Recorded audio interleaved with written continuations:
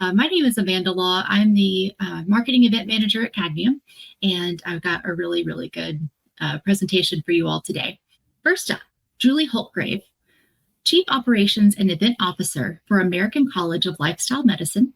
Julie leads the strategic planning and execution of ACLM's events and operational initiatives, bringing over a decade of event management experience to us today. Thank you, Julie, for being here. We also have CEO of our trusted partner, SB Expos and Events. Please welcome Jennifer Karen. Jennifer has 20 plus years of association trade show experience and specializes in maximizing event potential through live and hybrid components. And last but not least, we have Erica Plattner joining us as the Director of Events for the National Home Infusion Association. Erica directs impactful events at NHIA with a focus on strategic planning, budget management, and vendor relations. So we have got a panel that is ready to share all the details with you. I'm going to go ahead and hand this over to Jen. I encourage you to ask questions throughout. We'll try to tackle those, and we look forward to this webinar. Thank you. You got it, Jen. Amanda, can you go to the next slide? Yes, I can. Perfect. Thank you. Welcome, everybody. Thank you so much for joining us. It is a super, super hot day here on the East Coast. So I hope all of you, if you're on the East Coast, are in lots of air conditioning as mine struggles to keep up. So welcome. We're going to talk about a couple big themes this time. The first part is we're going to talk about data and the data gap analysis. Then we're going to talk into the different types of data and where it could be in your association or your organization. And then finally, using data for storytelling. So we're going to talk about those three themes among the three of us. And the first part is me to talk about, can you go back one more? I'm sorry, Amanda, thank you. So all of event managers have lots of data. They get data from so many different areas. You get it from event technology, you get it from your LMS, you get it from your association management system, or if you're an organization from your CRM, or maybe also your CRM if from your association, you get it from your how you do payments and invoicing. So you get it from your financial side. One thing I want you to think about is what kind of data are you trying to get and what mechanism collects the data and where it might be missing in that gap. Because one of the things we're going to talk about is storytelling and reviewing data. And sometimes people are making assumptions or hypotheses without having the right data. Okay, Amanda, now the next slide. Thank you. So I gave an example to help you think about this and where you might get the data. Lots of times I see data with association conferences is why are first-time conference attendees not returning for the second year? I just gave an example, by the way. This is not an ongoing trend or anything. I just picked an example. And so if you skip over, if we go to the end, it's because oftentimes I see on surveys, they survey conference attendees asking if they'll attend next year. Great. Somebody says, yes, I want to attend. They also can know based on their registration or based on their with the AMS if it was a new first-time attendee, right? Sometimes they'll even mark it, or sometimes you can just see it. They're not in the registration. So first-time attendee, then they get surveyed to ask. But many times I've seen you don't go back and ask if they actually came or find out why they came. So you could make a lot of hypothesis and planning and strategic decisions based on that data. It's a first-time attendee and they said they're coming back, but did you go back and really figure out why? So I just gave a solution for a gap. You could survey this group. You can easily find out. You compare the registrations. This was a first time. You compare the next year. They didn't come back, and survey them 2 weeks before the conference, 2 weeks after, and say, hey, we noticed you weren't attending. We miss you. Why aren't you attending? But you could also incentivize that. You could give them a coupon. You could give them a small gift. You could do lots of things because, we love for people to fill out surveys, but we also know that sometimes that response rate's not perfect, right? And so in that way, you can find out and never put an answer as budget, because that's always going to be the answer, right? Is put in some really specific details on there to try to find out. Now I'm giving one example for data gap analysis, but one example that you guys can think about. Sometimes you're using the mechanisms to collect this data is not really going to answer the reason why something's happening. So I just gave that as a very simple example to talk about. All right, let's go into the next slide, please, Amanda. Data silos. I see this quite a bit. I gave that example on the data gap because you have data everywhere. Event planners have so many different sources of data. I'm sure the two, Julie and Erica, later will be talking about this. They're going to give you examples of where they pulled their data. But the first one is if you're planning an event, it's in your event technology. Great. But if you're from an association, you also probably have an AMS, an association management system. There's a bunch of great data in that one. Then you have your accounting software, right? They're often siloed. And so trying to find all three of them. And then, as I just said in the previous slide, you have surveys. I get it. It's a lot of data. You probably have a lot of Excel sheets, right? I've often heard that Excel sheets are the duct tape for meeting planners, and you're trying to pull together. That's possibly the way to do it. You can also think about integration. Integration can be very, very difficult, but it doesn't always have to be these days. It can be easier. And sometimes if you just connect two of the silos through integration, it can make your life much, much, much easier. There's no way we're ever going to get one perfect system where all the data is. That's just not going to happen. But there are ways if maybe you have a data gap and you really need that information, maybe that's worth it to do the integration.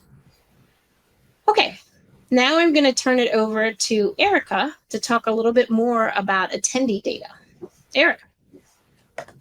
Yeah, if we can get to the next slide, we're going to talk about a few different types of attendee data that can be collected, but we'll start with who the attendees actually are, so the demographic data.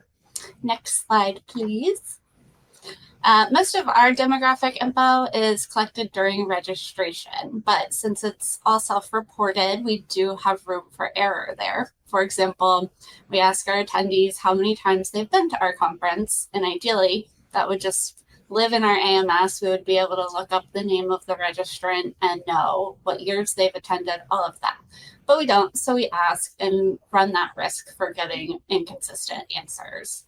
But that said, even though there is the possibility of those inconsistencies, this attendee demographic data that we're collecting from them is super valuable. It helps us tailor our education, our marketing, and our outreach. And then on a bigger picture level, we're looking at the year-over-year trends that can really help us make those strategic decisions or present insights to our stakeholders. The graph on this slide is a great example. So we had a decrease in our total attendance in 2025 for the first time in several years. But when we broke it down and created this chart, looking at the total percentage of our attendance categories, we could see that this change, the decrease in our attendance numbers, came from a change to our complimentary registration policy. So our comp registrations did drop, and that was the primary reason for our attendance numbers to drop. If you can go on to the next slide. Once we have that understanding of who our attendees are, it builds a base for understanding the information and the feedback that they're giving us. This is usually going to be in the form of an overall event survey, exhibitor surveys, and session surveys from individual sessions. It's a great opportunity to see if your attendees' actions during the event are actually lining up with the feedback that they're giving. For example, you might get rave reviews on a keynote speaker in the survey, but then see that the actual attendance for that session in that room was low for some reason. So then you have to then, again, identify the gap. In our case, attendees have to fill out both the session surveys and the overall survey to earn CEs. But not everyone actually needs CEs. So our completion rates vary a lot depending on their company and the track.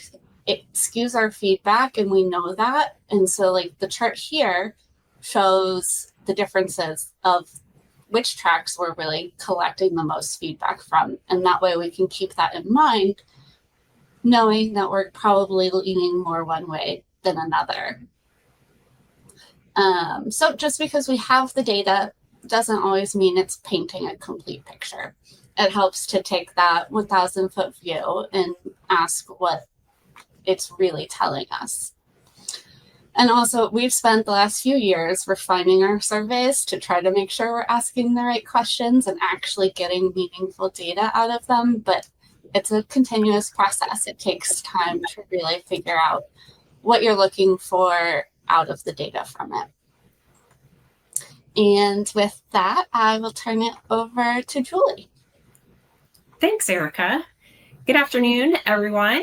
I had the privilege in 2020, like most of you, of changing and pivoting, that fun word, and moving to a hybrid or virtual event format for our conference.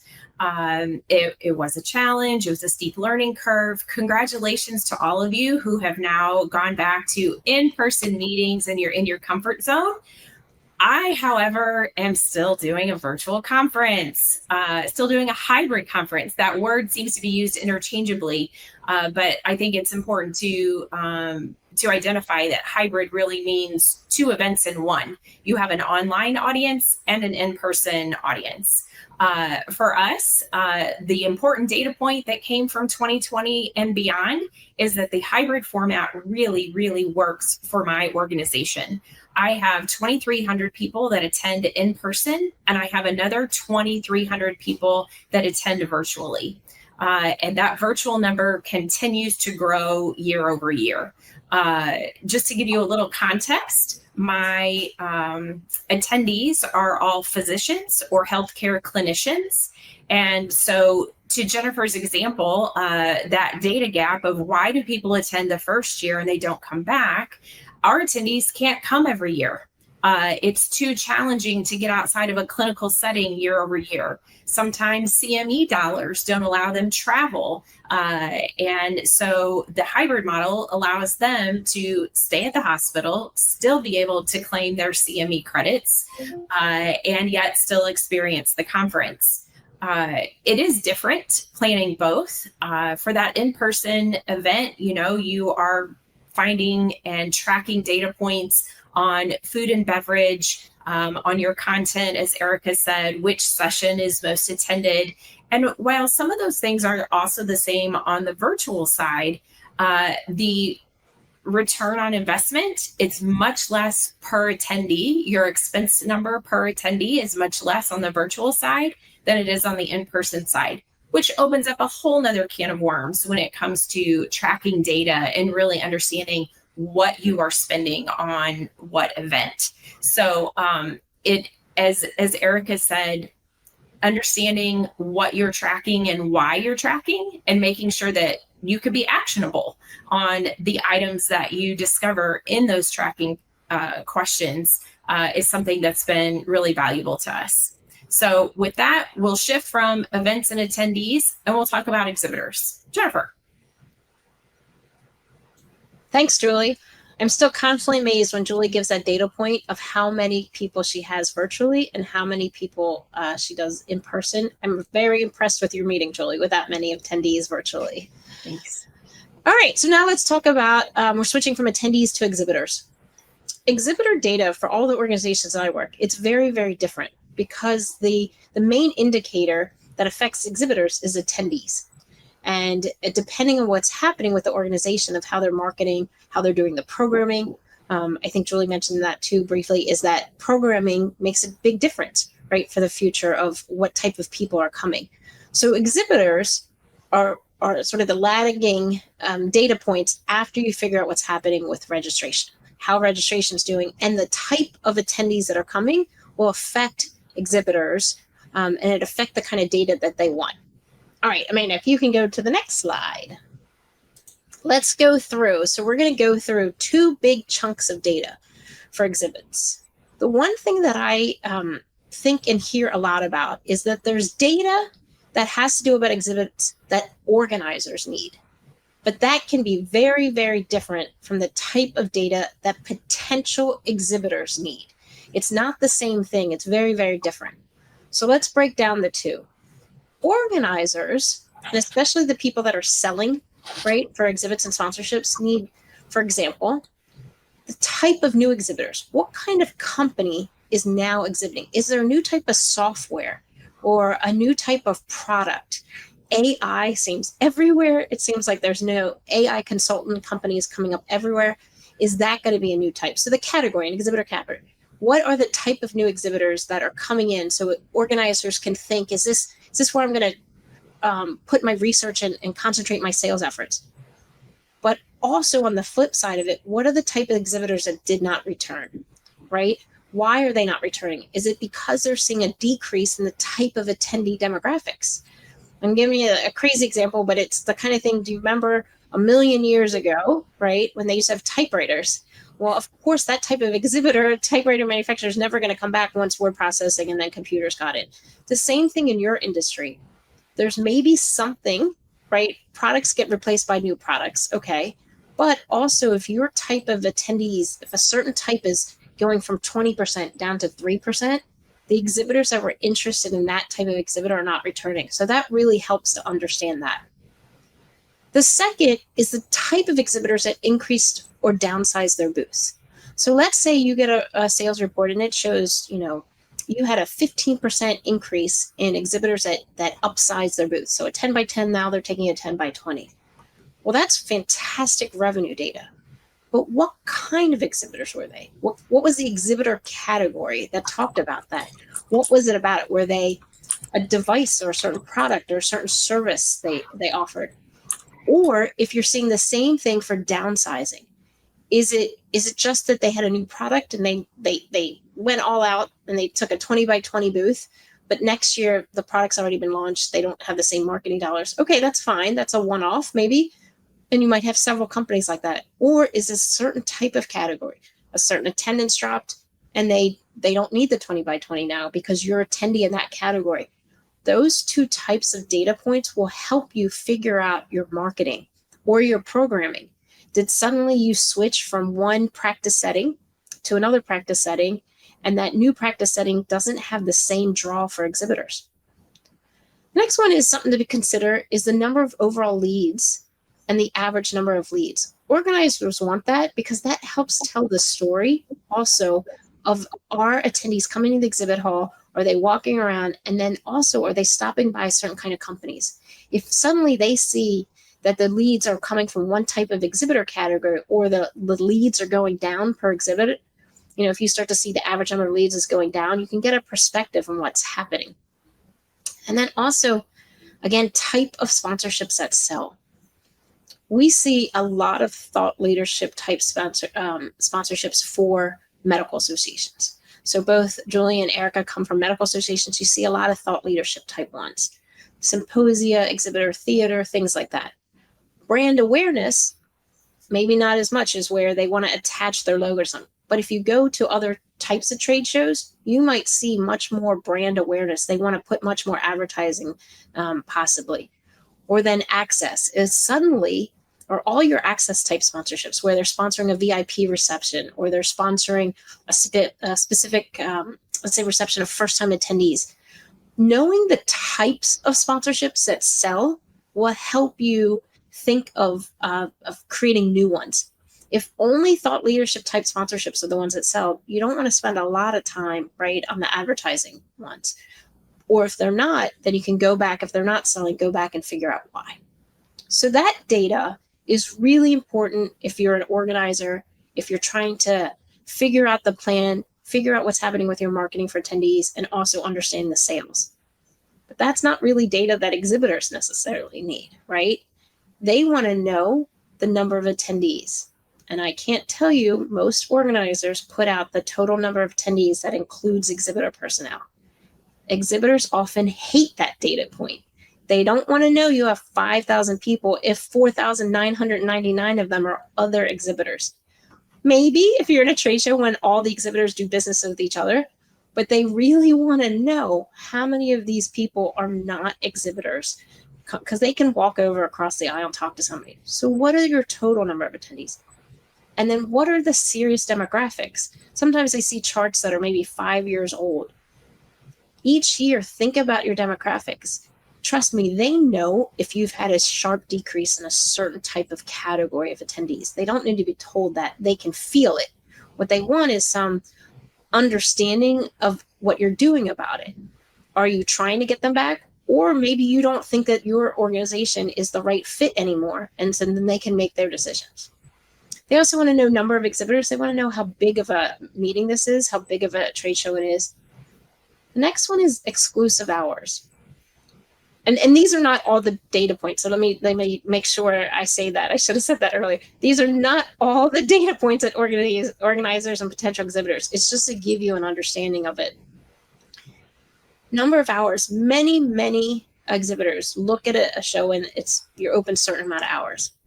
But if you're open from 9 to 5 in the exhibit hall, and from 9 to 4:30, they're all in educational sessions and the lunch is at the educational sessions, then it's hard to get people to come into the exhibit hall. But if you're open, let's say 10 to 3, and from 12 to 2, it means nothing else is happening in the exhibit hall, that's very different. That's a very different feeling for exhibitors. So you can see that's really not from an organizer. That's not a data point but for them, it's very, very important. And then finally, there's another data point that I want you to consider is telling them how many sessions they can attend. There's some trade shows where exhibitors can go into every educational session, and there's some that they can't go into any of them. That makes a difference when they're looking at the return on the investment for their meeting, is if they can bring a couple extra people to learn about the industry, right? Or network within it. Makes a big difference on the sessions they can attend. So again, this is not the full data, but these are just some very important data points that matter. You can see I put Erica's prospectus up here on the top because now she's going to talk about using some of this data and how she made some changes to her exhibit hall. So go ahead, Eric. I just want to say that I'm taking your lead retrieval idea. I don't think we've actually really analyzed our leads enough. And that's a data point that we're missing out on right now. Fantastic. Look, we're already trading secrets among all of us. Yeah. Okay. So in 2025, we launched something that we called the Infusion Suite Experience. And this was a culmination of a few different data points, but it had been an idea that we had been tossing around for a couple of years and just never, we were still trying to flesh it out and really figure out what it could be and what purpose it would serve. We started noticing a small trend, just comments here and there, and we put those dots together, and this is what we landed on. So we took feedback from attendees. They wanted to see and touch some of the products in a more hands-on way. We had feedback from exhibitors who wanted more space to showcase outside of their booths. And then we also had noticed a little bit of an influx of attendees who were just trying to learn and understand our industry, see if it was something that they could branch into. So we were able to add in all of those things with the broader industry trend where everyone is trying to push for more experiential type elements, and it all came together into our Infusion Suite experience. We received great feedback from our attendees, volunteers, sponsors, but now our new challenge is to figure out how we can continue to execute this without it going stale, because it's definitely going to be something that will come back year after year. On the next slide, I have one more example of how we've used data and how we work together to figure out which data was most important. So a key part of our strategy with this beacon technology, I know a lot of you have probably heard about it, but we looked at the option of investing in this and really had to decide what our purpose and end goal was.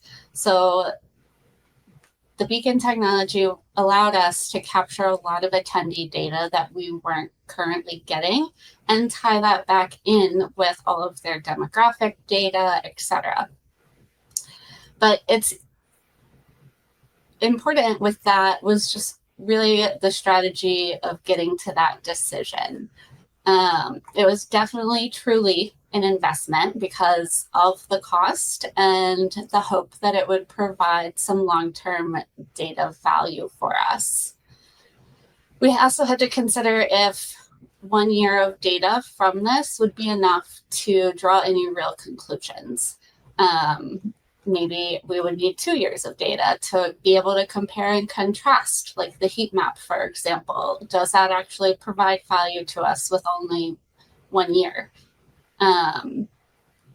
So in our situation, we determined it made sense to do 1 year as a starting point for a few reasons. We had recently made some major changes to our expo floor plan. We increased aisle size and really spread things out a bit and incorporated seating throughout.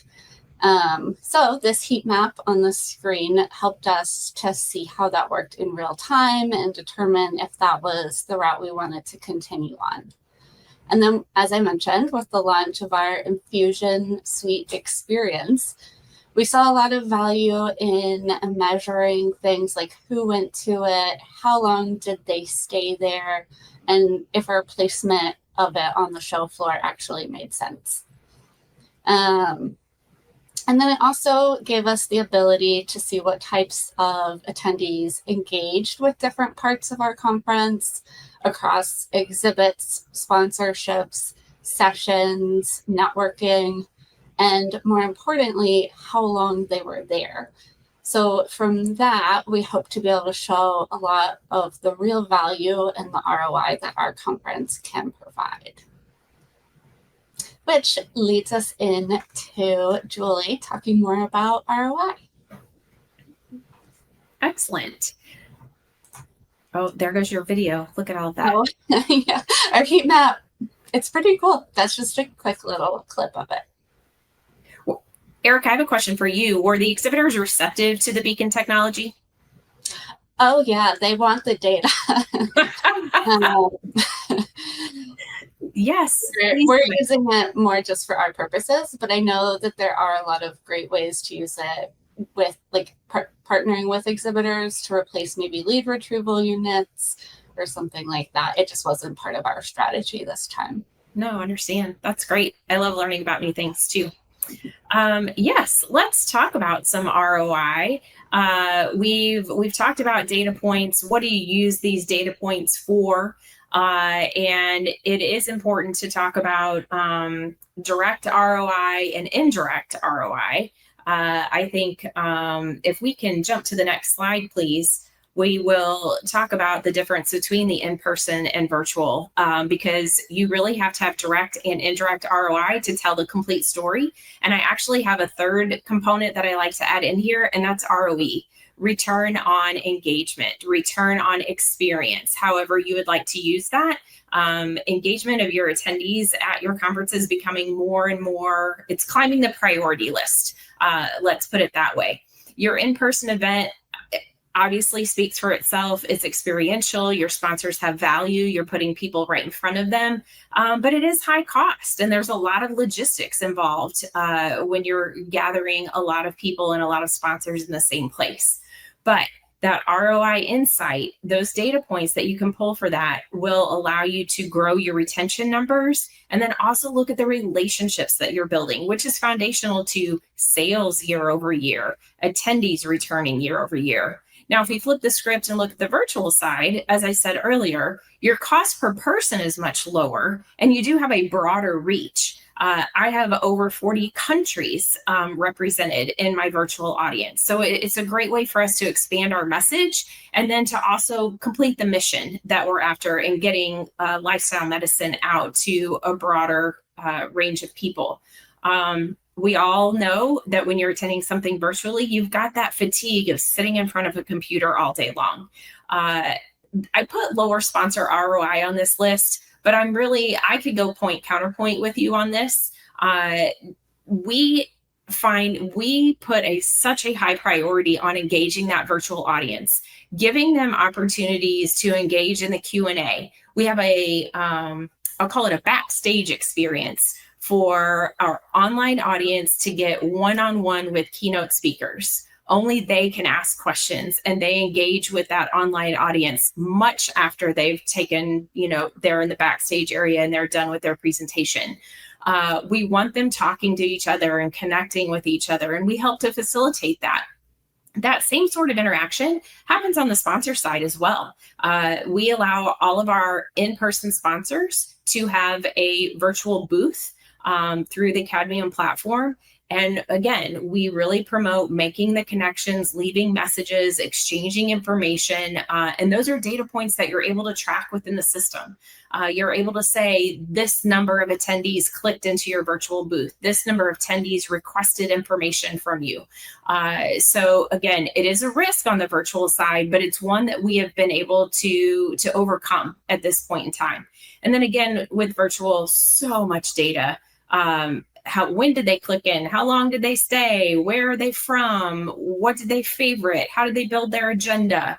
So you guys all know that those are things that we track not only on a virtual conference, but with your event app, with your event website, and any technology that you're using around your event. So who's next? I've lost track. I think it's me. Julie. Okay. Next slide, please, Amanda. Thanks. So we have a lot of data. There's lots of Excel spreadsheets filled with data. Erica has it from Beacon Technology, right? She also has it from registration. She has it from exhibit sales. Julie has it from both the in-person registration, but also virtual registration. There's just so much. But when you were trying to figure out the future plan and the vision, and you are presenting data to your stakeholders, oftentimes our bosses, and many, many times data to the board, right? Especially with associations, the board of directors is looking at this data. You can't just present them with reports. And I'm sure many of you have summaries, but we want to talk a little bit about telling the story of data and giving specific ways to show that either there's a gap in data or what's happening so that your board or your bosses can make some decisions, right? I'm going to use the example that Erica talked about earlier. Erica discussed that beautiful chart of showing even though registration was slightly down, it's because they stopped giving comp badges, right? That you could see that the paid registrations was a higher percentage. Well, imagine if she had only given the spreadsheet of registration total numbers, right? She had to tell the story about that.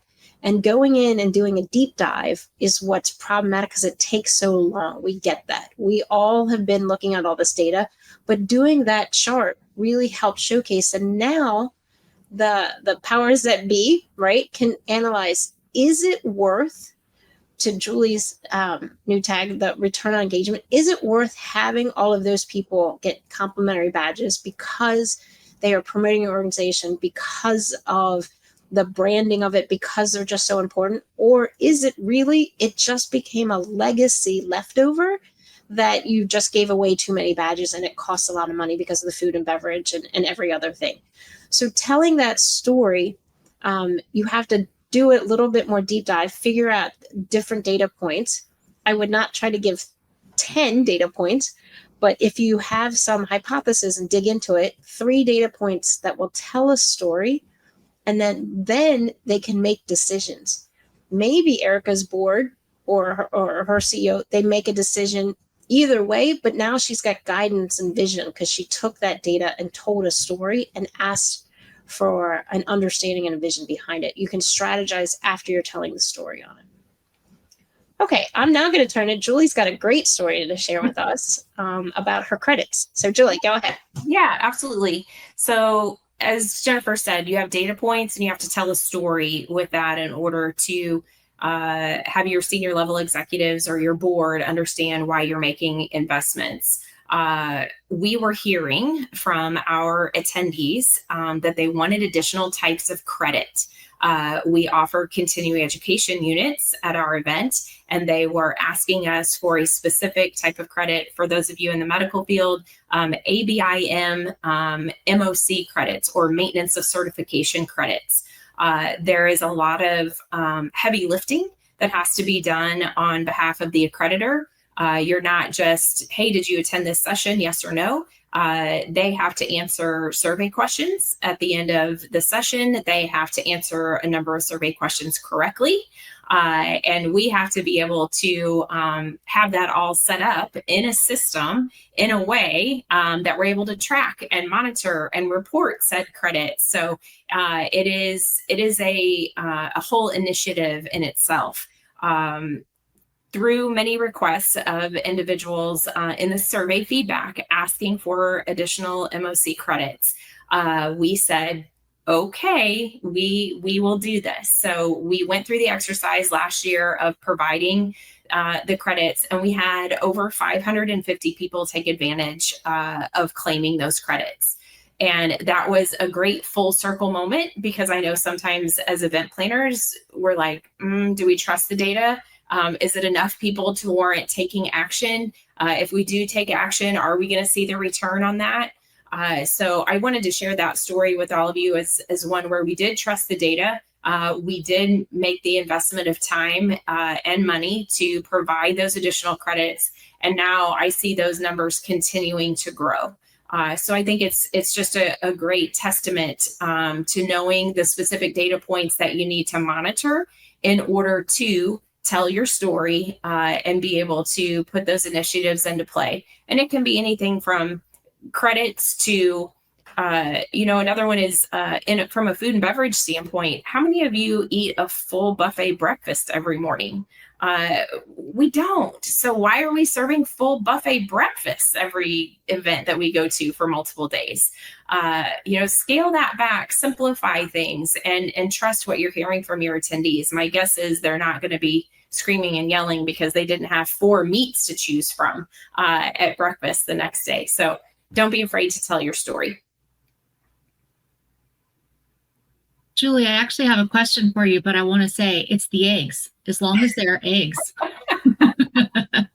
So noted. All right. So our question is for you. Regarding virtual only sessions, do you offer those during your conference? As with in-person, you can take advantage of some aspects that virtual cannot. So is there still that differentiation for your event? There is. We offer, what's the best way to explain it? So our in-person conference, obviously there are plenary sessions, and you also have concurrent sessions as part of my programming. When you are virtual, I am only live streaming that plenary session room. So they're seeing everything that takes place in that one room. Same for in person, you can only go to one room at a time. I think part of the formula to our success is that everything else is recorded and available on demand. So you can still claim credit. We have over 42 hours of content that folks have 90 days to be able to consume and to claim for their continuing education. So yes, folks can pick and choose their own adventure if they're there in person, and yet still be able to catch up on anything they missed out. And then it's the same way for virtual.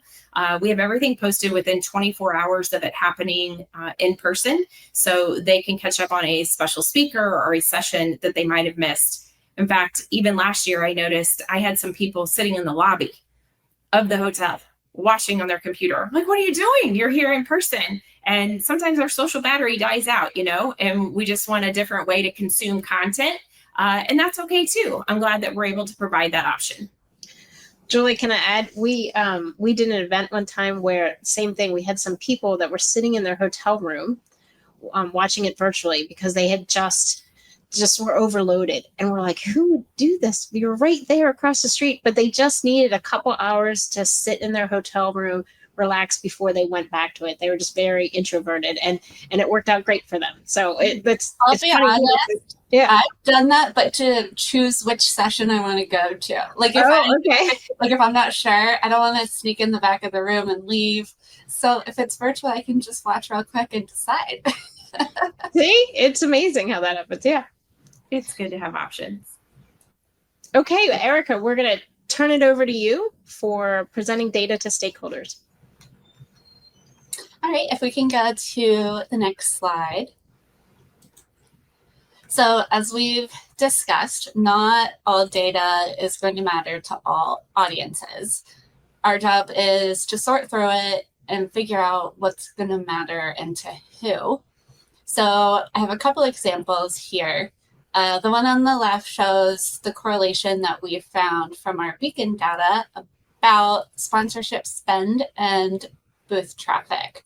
So reviewing this internally really helped us confirm that our investment in that technology and the data that it then gave us did deliver some of the value that we were hoping for. So that in itself was a win because we had something tangible from it.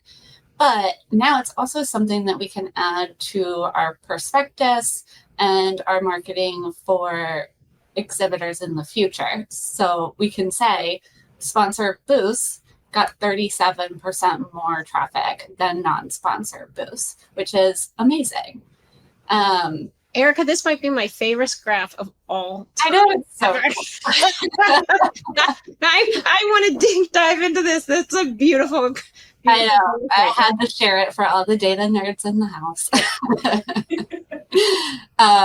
The one on the right is a chart showing our attendee tenure. So how many years they've attended our conference. This is internally interesting because of how stable it is year over year. But honestly, it doesn't provide a lot of value. It's not something I'm going to put in front of exhibitors, sponsors, attendees, or the board. But it's interesting for us to track and know and see that consistency. And then maybe I can take this chart and compare it with like the duration of years in the industry and maybe derive something actually more valuable as I continue to go deeper into it. So sorting through all of this data and figuring out what's important for which audience is a lot. I've relied heavily on ChatGPT. I recommend leaning on AI for a lot of this. It's a great way just to get started and help identify which aspects are potentially worth investing more of your time and research into. I've used it to pull some initial insights. It's done a survey sentiment analysis for me. I've used it for help drafting some concise summaries, and I used it to create these charts. So highly recommend. And now I'll turn it back to Jen to close us out, I think. I think, Amanda, do you have a question? Yeah, I do. I think Amanda has a question for you, Erica. Yeah, this one actually is for you, Erica. You were just speaking on this very topic about sort of figuring out which things to invest in based on the data that you're digging into. The question here is, this individual considered RFID technology, but got sticker shock. Understandable. Does your organization find the investment worthwhile? Well, so I will say what we used was Bluetooth technology, which I think is a little bit cheaper than the RFID. I think the technology has evolved a little bit, so the price has come down from when I had last researched it like 5 years ago. But it definitely is an investment and not one that I would recommend anyone take lightly. We're very purposeful in why we did it, and we don't know for sure yet if we're going to get the value back, but we've gotten some great insights that really show like how valuable being a member is for booth traffic. So we're hoping to convert some of our non-member exhibitors to members. We're hoping to drive sponsorships with that sponsorship statistic of sponsors getting 37% more unique visitors. And we're hoping to drive more exhibit sales too, just with showing the data on like larger booths draw more traffic, and we can tell the story of our attendees. So TBD on what our actual return is, but we're hoping over the next couple of years that data will pay off. I think you just signed yourself up for a follow-up webinar. So I'll let you know. We can dig into that data together. Okay. All right. Thank you so much. Jen, was there anything that you wanted to add before I wrap things up? No, I just wanted to say that both Erica and Julie have incredible meetings in very different ways. And I think the data, everybody looks at different data, and the data helps provide a story if you're looking at the right metrics. But knowing what to do with it is the next hard part, right? So this whole webinar is about trying to find data, trying to pull it together. I love what Erica said about using AI to help analyze it. We are still, associations especially, in a lot of different data silos between event technology and AMSs, and trying to pull out whether you can integrate certain components or whether you just know you have to pull out other ways to analyze it. I think is hopefully this webinar will make people think about that. Absolutely. Perfect. All right. Well, let's wrap things up here. And if there's any final questions, you're welcome to pop those into the chat real quick. We do have a few more minutes. Actually, I do have one that just came through. Julie, if you wouldn't mind. So will you confirm, you talked about offering virtual sessions. Were you offering the virtual sessions concurrent? No, anything that is offered concurrent is in person. And then we also record all of those sessions, and they are available on demand to our virtual audience. Now, one of those concurrents is also taking place in that plenary room where we live stream. So the virtual audience can then watch something during that concurrent session time, and then also be able to see the other sessions after the fact. Got it. Perfect. Okay. And can I add, Amanda? I think a lot please. of associations, if they're live streaming, does exactly what Julie does because of cost, right? To live stream can be expensive, but if you take one room, your general session room, your plenary, and do that, the live streaming, and then put concurrence, because oftentimes that keynote speaker, the plenaries are only an hour a day, maybe, is if you can put the concurrent in that room too, to do it, and then content capture is a cost-effective way to maximize having a hybrid meeting. I will also add that we do offer some sessions only to our virtual attendees. These are offered post-conference more as workshops. So they're a 2-hour or 3-hour deep dive into one topic where they're able to, kind of get into a workshop environment similar to what we are today, ask questions, network, exchange contact information, but then also take a deeper dive into a topic. And we restrict those only to our virtual registrants. Again, hoping to provide that engagement, hoping to make them feel like they're a part of the conference. They have their own sessions as well as the in-person audience. That's great. And that's something I've seen as well. That's really something that as a means of virtual engagement is happening more and more, is this idea of a virtual workshop. And so much of what we're doing right now, I think even opening it up more, right? So you just have a conversation with folks.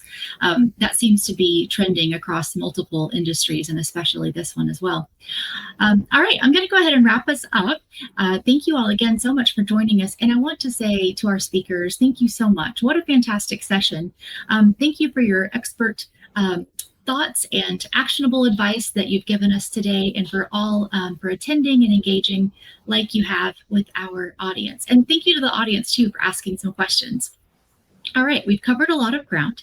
And before we officially wrap up, I want to leave you with a quick recap of the key takeaways from today's session. And again, this is recorded, so if you want to come back and have your own key takeaways and take notes, feel free to. All right, so we discussed how to identify and track meaningful attendee and exhibitor data, from session participation and mobile app activity to sponsor engagement metrics across both virtual and in-person formats. We talked about whether direct or indirect, ROI isn't just a number, it's a narrative. And I'll add here, ROE. I love that. That is such a great thing. I'm really going to use that as a metric. So thank you so much for sharing that one. So we explored how to calculate and communicate ROI in ways that align with your organization's goals and the revenue story. A couple more key takeaways here. From registration and mobile apps to surveys and real-time interactions, today's session highlighted the importance of collecting data with storytelling in mind, so you can showcase success and secure future investment. And we emphasize the power of visual dashboards, tailored reporting, and even ways to use ChatGPT to translate complex data. I was raising my hand during that one, absolutely.